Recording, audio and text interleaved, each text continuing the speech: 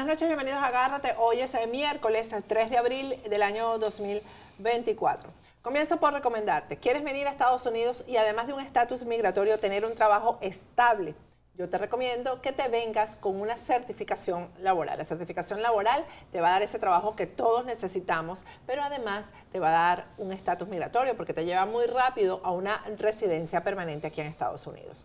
Nuestros aliados de UCA Legal son los mejores en certificaciones laborales. Si les escribes al número que está en pantalla, que es un WhatsApp, ellos te van a dar tu primera cita, que es totalmente gratis, y te van a explicar todos los detalles relacionados con certificación laboral.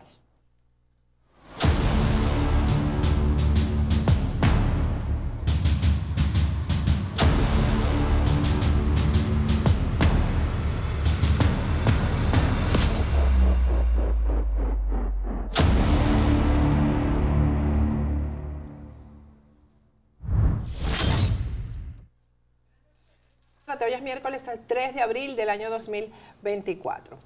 Bueno, mañana vamos a hacer un programa especial sobre la ley contra el fascismo que acaba de aprobar el régimen en su Asamblea Nacional. La ley no es otra cosa sino el instrumento jurídico que ellos necesitan para poder perseguir a quienes no piensen como ellos, a quienes se les opongan, a quienes disientan, pero perseguir a todo el mundo. Eso incluye medios de comunicación social, tuiteros, eso incluye a cualquier ciudadano que le dé la gana de pensar. El resumen de lo que aprobaron el día de hoy lo hace muy bien el joven Agustín Antonetti. Agustín es el presidente vamos a ponerlo en pantalla, de Latin American Watch, y con alarma, porque ese es el tono de la publicación de Agustín Antonetti en la red X, anteriormente llamada Twitter, en la que dice lo siguiente: urgente, es muy importante difundir este mensaje. La dictadura prepara el golpe final en Venezuela. Hoy, el régimen de Nicolás Maduro acaba de aprobar una de las leyes más brutales jamás vistas en nuestro continente, que insólitamente han apodado la ley contra el fascismo. El artículo 4, ¿cómo lo traduce Antonetti? Dice: se prohíbe el pensamiento neoliberal y conservador en todo el país. Es decir, se prohíbe pensar, porque todo el mundo tiene derecho a pensar de forma neoliberal, de forma conservadora, pero esto está prohibido en la ley. Mañana, repito, vamos a hacer un programa especial analizando la ley en este momento crucial que está viviendo el país. Artículo 9. Se propone la censura total de las redes sociales para quienes dañen la imagen del gobierno. Artículo 12. Se prohíbe todo tipo de reuniones y manifestaciones pacíficas contra el gobierno. Artículo 14 a 17. Es la disolución total de la sociedad civil. Se prohíben los think tanks y partidos políticos que el régimen considere como fascistas. Artículo 18. Se creará una alta comisión contra el fascismo, es decir, contra los opositores, dirigida por militantes chavistas para juzgar a la sociedad civil. Toda persona que incumpla alguno de los 30 artículos propuestos por la dictadura tendrá una pena de 6 a 12 años de prisión. Es probablemente una de las leyes más brutales presentadas en toda la historia de nuestro continente. Esto es gravísimo y debe ser difundido. Esto está pasando, señores, en los momentos que todos conocemos, en momentos en que el mundo se le está volteando a Nicolás Maduro por la forma en que están evitando que la gente tome una decisión el próximo 28 de julio, la decisión que el pueblo quiera, que el ciudadano quiera. Esto es sumamente grave y, repito, mañana vamos a hacer un programa especial analizando la ley punto por punto, la gravedad de la ley y lo delicado del momento, porque no es casual que sea justo hoy, pero además ayer la presentó Delcy Rodríguez y hoy la aprueban en tiempo récord. Entonces uno piensa, ¿verdad? Esto va a ser evitado por la comunidad internacional a punta de sanciones, etc. Pero dos medios de comunicación muy importantes aquí en Estados Unidos, que son el Washington Post y Wall Street Journal, dicen que Estados Unidos no le va a imponer sanciones a Venezuela porque necesita su petróleo. Prácticamente eso es lo que está diciendo. Pero vamos a hablar con el analista financiero Víctor Hugo Rodríguez, para que nos explique qué es realmente lo que dicen estos dos medios de comunicación y cuál es la realidad económicamente. Es decir, Estados Unidos necesita tanto a Venezuela que no le va a imponer sanciones. Gracias, Víctor Hugo, por acompañarme el día de hoy. ¿Cómo les va? Bueno, gracias a todos los que nos ven aquí en la tribuna de Factores de Poder. Como dices exactamente, existen algún tipo de filtra información en lo que sería la opinión pública de los Estados Unidos, como normalmente lo hace el gobierno americano, es que permite que algunos periodistas tengan información a priori. Parece, como sabes, que pudiesen existir algún tipo de sanciones si el régimen, el gobierno de Nicolás Maduro no se apegaba a lo que supuestamente se había firmado en Barbados o en los acuerdos que se han hecho entre la oposición y el gobierno. Y el gobierno de los Estados Unidos ha dicho que en abril, ya estamos en abril, que a partir probablemente del 18 se deberían algún tipo de esas sanciones se retomarían. Lo cierto es que al filtrarse esta información hace un par de días atrás, el lunes, vemos como el Wall Street Journal y el Washington Post, Patricia, dice que no es probable, y es bien doloroso esto, porque obviamente es una carta que tenían quienes estamos en contra abiertamente. Yo no estoy en la parte política, por eso hago mi voto de salvedad en ese sentido, pero sí en la parte económica creemos que Venezuela necesitaba ir a abrirse y que creíamos pues que obviamente estas sanciones jugaban un papel importante en tratar de hacer de que Venezuela pudiese reinsertarse en los mercados internacionales. Lamentablemente estos artículos de estos periodistas bien informados dicen que eso no va a sucederse.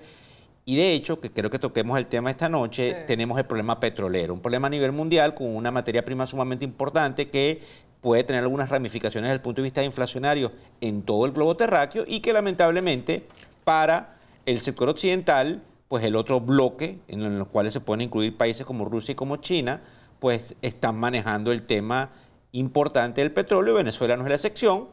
Parece que no van a haber sanciones, Patricia. No van a haber sanciones y esto se traduce en que Venezuela va a recibir dinero, va a seguir recibiendo dinero por concepto petrolero. Bueno, lo que dicen los artículos también es interesante que toques el tema, porque cuando decimos que no van a haber sanciones, no nos podemos adelantar exactamente al portavoz de la Casa Blanca, ¿verdad? Claro. Pueden existir algún tipo de cambios susceptibles a lo que ellos podrían llamar sanciones.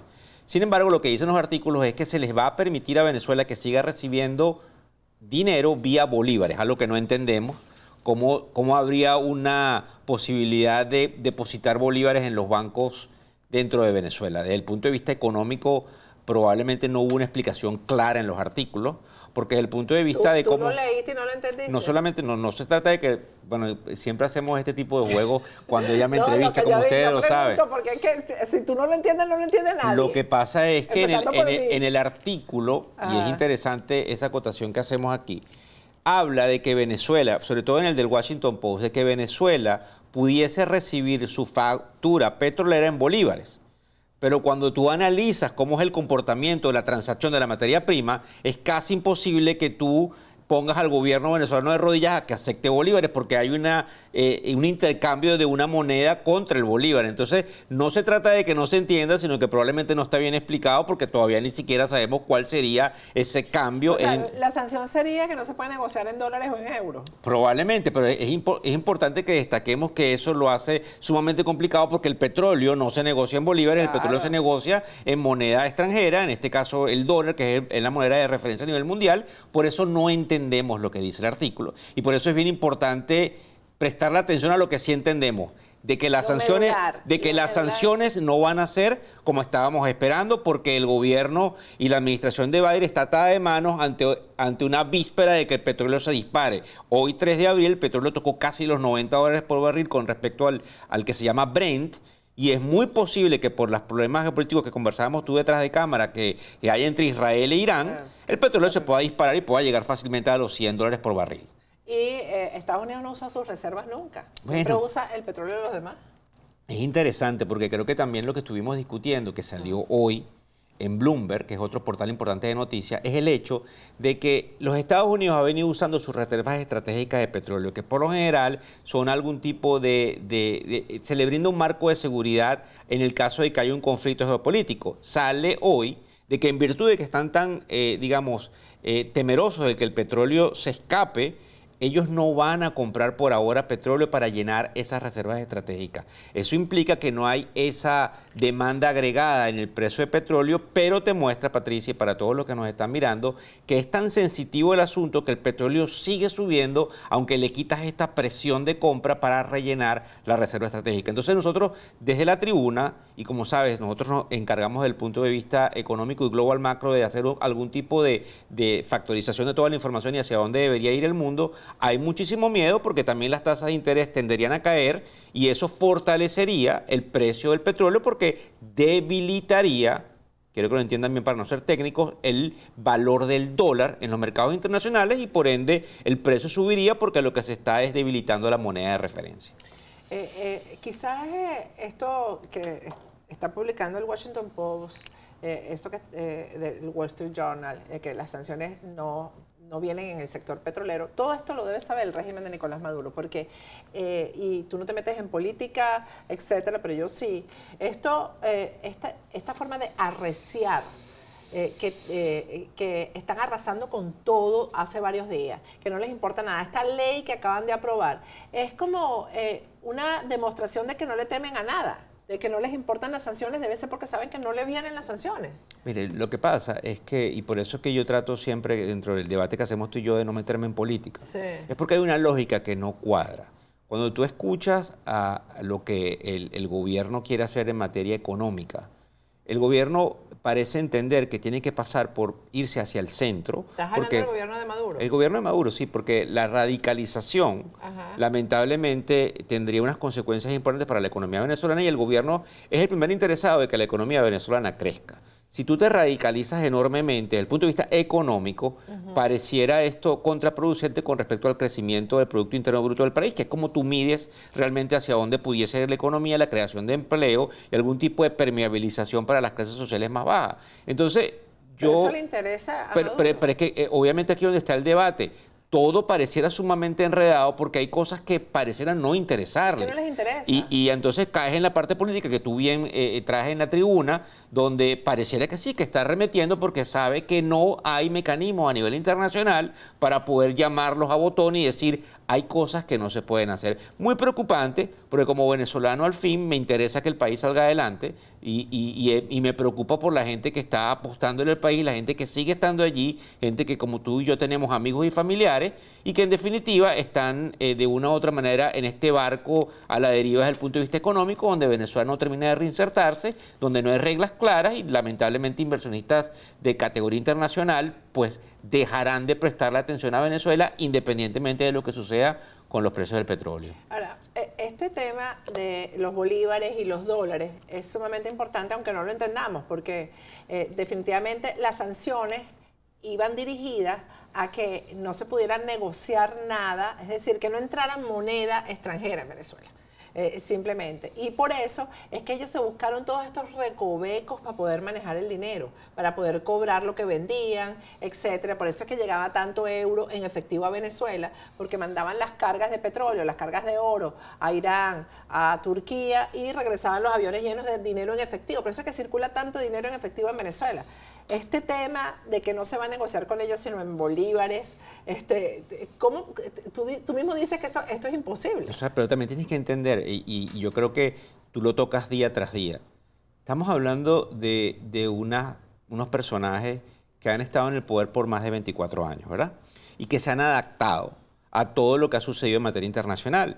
El factor del dinero y el factor del intercambio comercial es algo totalmente adaptable con una cantidad de mecanismos e instrumentos. Inclusive hay algunos que piensan que las criptomonedas se prestan para tener una especie de vehículos en donde los gobiernos con sanciones pudiesen trabajar en criptomonedas. De hecho, hay artículos en la prensa que dicen que Rusia ha venido manejando las sanciones que se les ha impuesto desde Occidente por la guerra de Ucrania a través de las criptomonedas. Entonces, no puedes pensar, exacto, no puedes pensar que sería descabellado que el gobierno venezolano, para haber subsistido toda esta etapa de sanciones que se impusieron cuando el presidente Trump, pues haya tratado de buscar otro subterfugio, porque es entendible también desde el punto de vista de supervivencia de cualquier tipo de régimen o de gobierno.